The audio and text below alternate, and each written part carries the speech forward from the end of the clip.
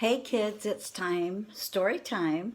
So I want you to cuddle up on the couch or wherever you're at and pay attention to this great Bible story about a young woman named Esther.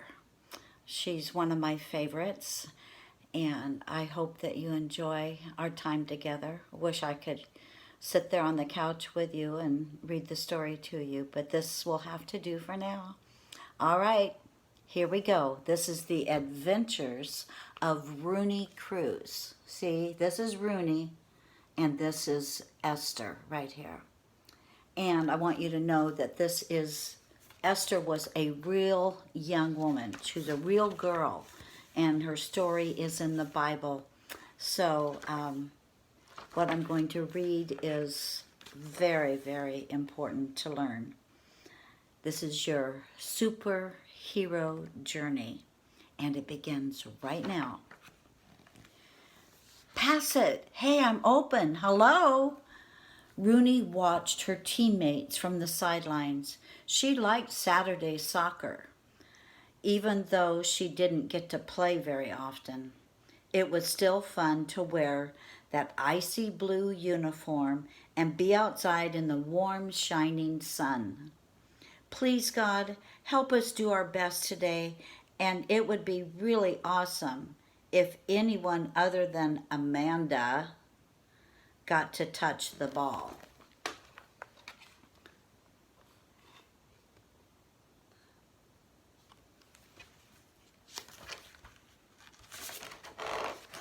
Suddenly, a fast-moving blur ripped past the bench. It was Amanda.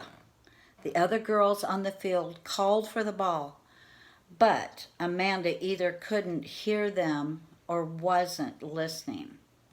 With her head down, she dipped and ducked between the girls and ran on her way to score another goal. This is Amanda.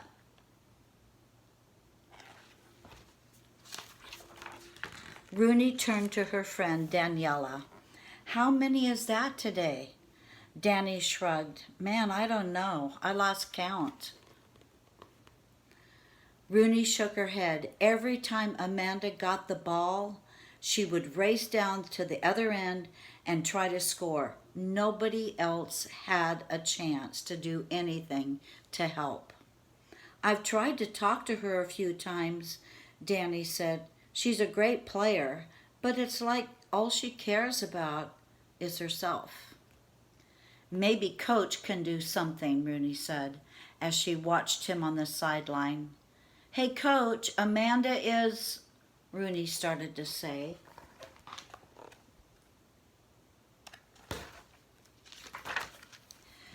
Hang on. Danny quickly grabbed the back of Rooney's shirt. I'm not sure now is a good time, but I get it. It'd be great if she actually let one of us play too. Yeah, that would be great, wouldn't it? Rooney whirled around. She knew that voice anywhere. Mary, hey, you're at my game? That is so cool. Mary laughed as she fluttered her wings. Rooney, I always watch your games. Personal angel, hello. Rooney giggled. Oh yeah. Just then, the whistle blew.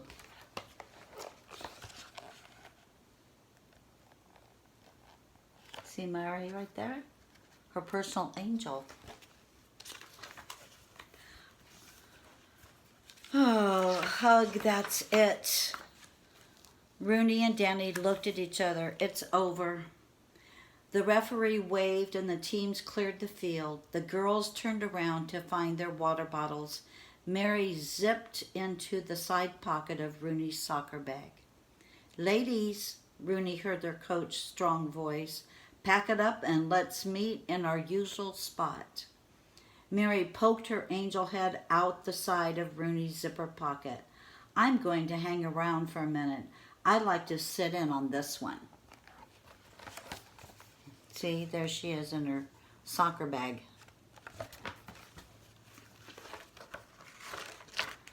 The girls walked over to the usual shady spot and sat down together in the grass, except for Amanda.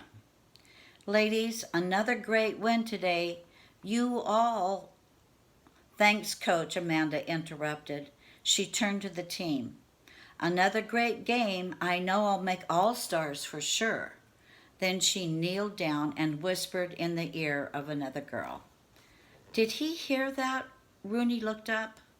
Her coach had turned and was talking to a parent. Ugh, of course not. Rooney could feel hot bubbles start to burn inside of her stomach. She and Danny locked eyes. Who does she think she is? Rooney's hand shot up. Hey, Coach, you know what? I'm sick of... What do you think she's sick of? All right, girls, Coach turned back to the team. Great job today, and we'll see you at practice. Bring it in for a cheer. Rooney gritted her teeth as she and the other girls huddled up, put their hands in and muttered a weak kangaroos before heading off towards their families. Mary jabbed Rooney with her little elbow. Hey, are you up for another adventure? Right now? Yeah. Enough is enough. It's time for a sneak peek at another Bible Belle. You've got to see Esther in action. Action? Yeah, action. Like in the movies. Esther was kind of like a movie star, in fact. Mary said as she wiggled in the air. Her name means star. Okay, Rooney smiled.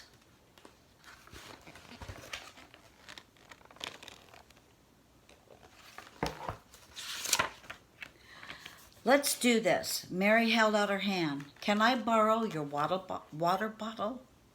Sure. Rooney grabbed the bottle and handed it to Mary. She popped off the cap and balanced it on her tiny finger. The cap jumped, and then it began to spin round and round until, boom, it shot straight up and exploded to reveal a wide wooden window. See, here's the bottle cap on her finger. And there's the window. Amazing, Rooney climbed up into the corner and peered down at the scene below. The beautiful palace was alive with music and dancing. Rooney could see a man with a crown on his head sitting on the throne, but he did not look happy. What do you mean the queen isn't coming? Rooney heard the king's voice, sizzling with anger. Where is my queen? Rooney asked. Shouldn't she be at the king's party? Sure, Mary whispered, but she decided she didn't want to go. Fine, the king looked furious. If she wants to be like that, then she is no longer the queen. Wow, Rooney murmured softly. She just got fired. Yep, she sure did. Mary bumped the window.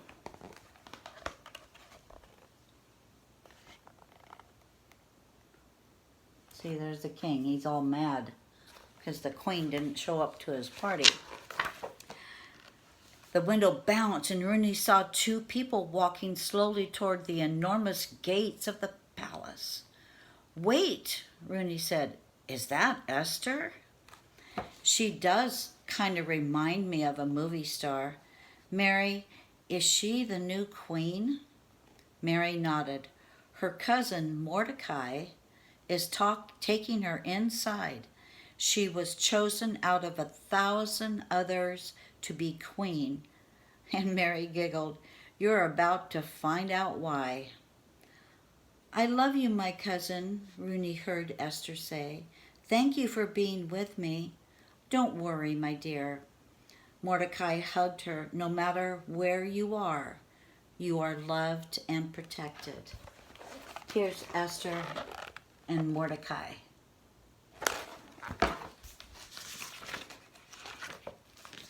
Rooney put her head down. God, please be with Esther. She probably doesn't know anyone in there, and she might be scared. Please keep her safe. Hey, Mary, Rooney whispered. When we went to see Hannah, you said all of the Bible bells have superpowers. What is Esther's? Mary grinned. You have to wait to find that out. Mary clapped, and the window revealed a new scene.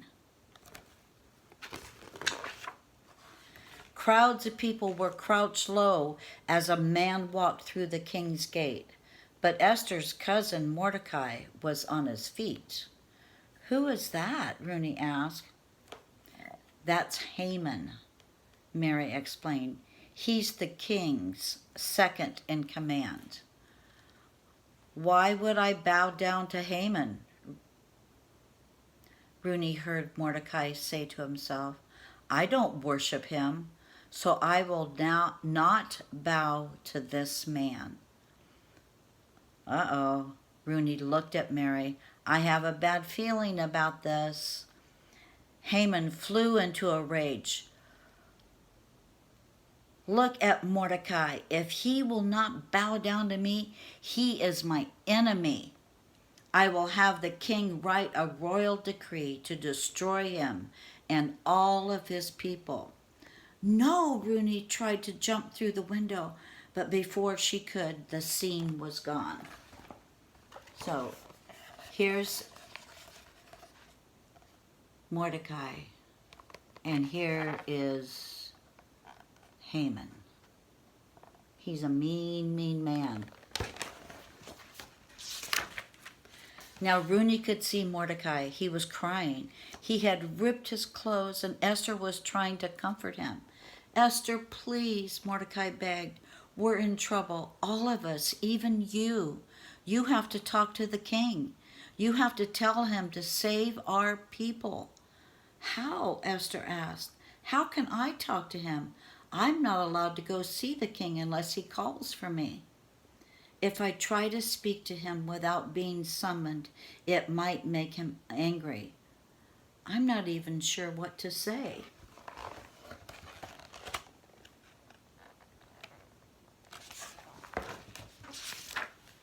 If you don't do this, Mordecai lowered his voice, our people will surely be saved another way, but you and your family may not survive.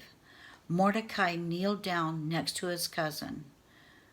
Who knows, he whispered, maybe this is exactly why you were chosen to be the queen. It's the perfect time for you to be here. I think you are the one who is supposed to do this. Esther stood up. All right, I will go and talk to the king, but I have to make sure I do it at the right time. So here's Esther and Mordecai.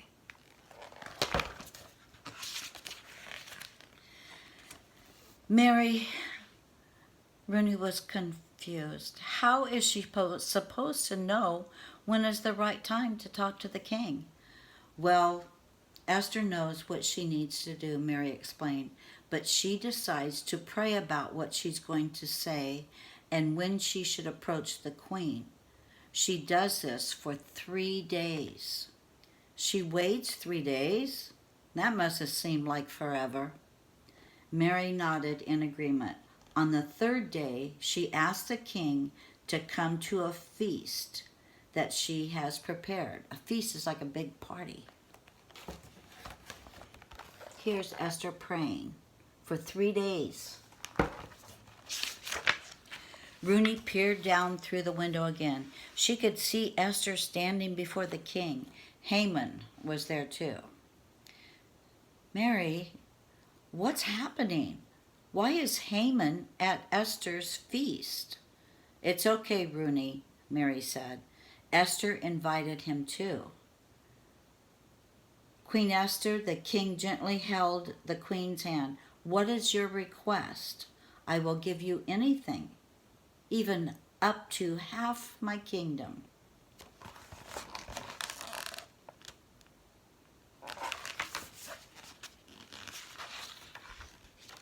My king, I hope that you are pleased with me and that you would grant my request. Would you and Haman come to another feast tomorrow? Then I will say what I have to say. Rooney was confused. Why doesn't she just ask him now? Well, she's waiting. Mary smiled. Maybe she knows something that we don't know.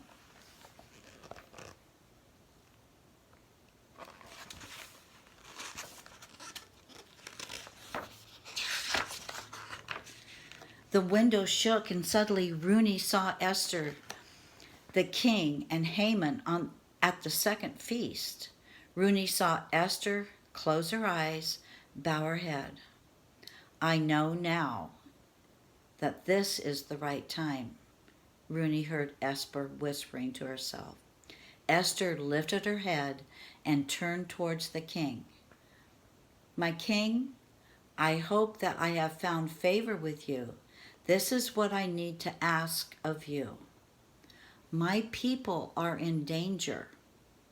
Haman has deceived you, and you have written a decree to kill us all, including me. I cannot be silent. I must ask you to save us.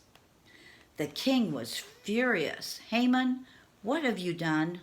You are a terrible enemy to me and to my queen. Esther, I will save you and your people from this man's evil plan.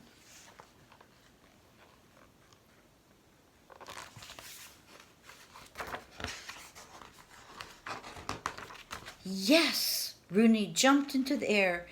She did it. I know, Mary said. Esther saved her people because she was patient. She waited and listened for God's voice to guide her until it was the right time for her to speak up. Wow! Just then, Rooney felt a warm wave come over her. Mary, I know I can talk to God and that He will always hear me. I've tried talking to my coach about the problem with Amanda, but I see now it just wasn't the right time. Will God help me be patient like He helped Esther? Mary smiled. Yes, He will. Listen, I know you're upset about what's going on. Talking to an adult can be a little scary sometimes, but something is wrong and the team needs your help. Pray about it first and let God speak to you.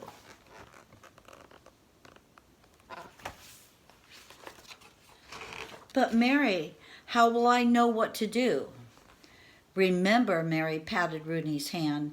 Esther prepared for what she had to do. She spent time praying and listening for God's voice, and she waited patiently for just the right moment. You can do it too. I know you can. Okay, Mary, I will give it a try.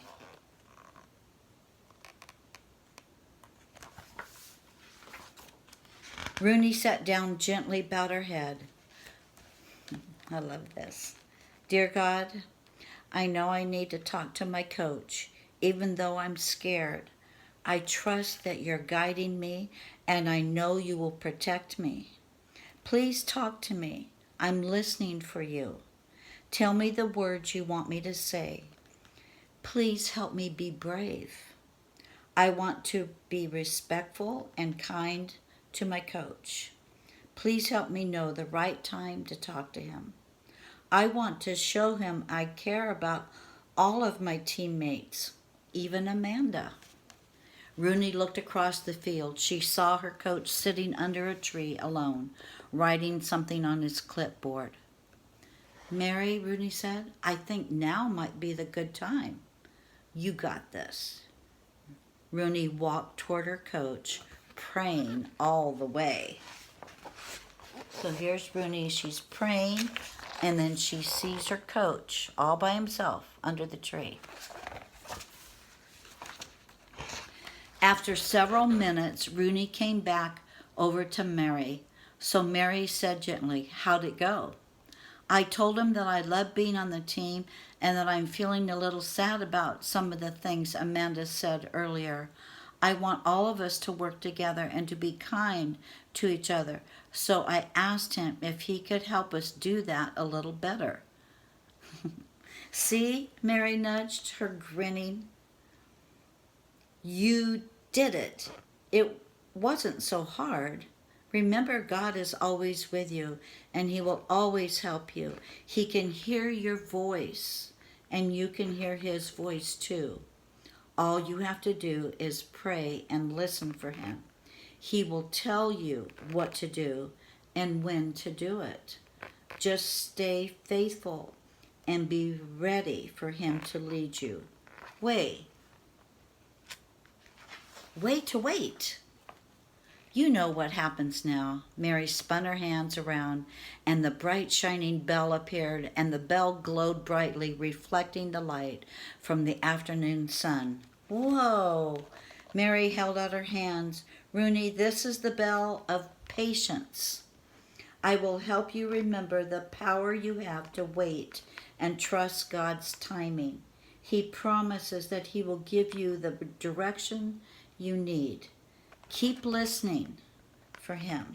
Wait faithfully, and He will guide you. That's the bell of patience.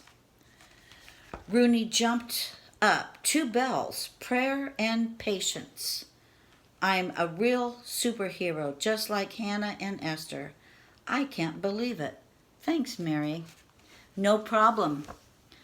Mary winked. Don't forget, the more you use your powers, the stronger they get. I won't forget, Rooney smiled and tucked the shimmering bell inside of her soccer bag.